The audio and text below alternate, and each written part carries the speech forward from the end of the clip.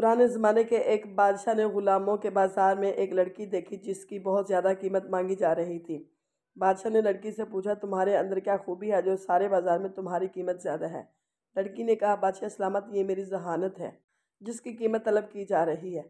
बादशाह ने कहा, अच्छा, मैं तुमसे सवालात करता हूँ, अगर तुमने दुरुस्त जवाब दिए तो तुम आज़ाद हो, लेकिन अगर जवाब ना मिला तो तुम्हें कत्ल कर दिया जाएगा।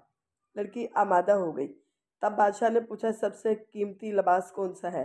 सबसे बेहतरीन खुशबू कौन सी है? सबसे लजीज खाना कौन सा है? सबसे नरम बिस्तर कौन सा है? और सबसे खूबसूरत मुल्क कौन सा है? लड़की ने गुलामों के बाजार के ताजिर से कहा, मेरा घोड़ा तैयार करो क्योंकि मैं आज़ाद होने लगी हूँ।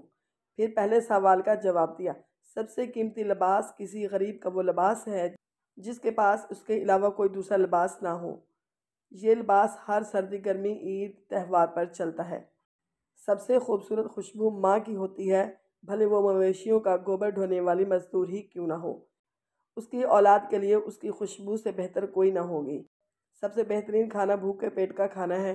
भूख हो तो सूखी रोटी भी लजीज लगती है। दुनिया का नरम तरीन बिस्तर बेहतरीन इंसाफ करने वाले का होता है। जालिम को मलमलों का ख्वाब से आरास्ता बिस्तर पर भी सुकून नहीं मिलता।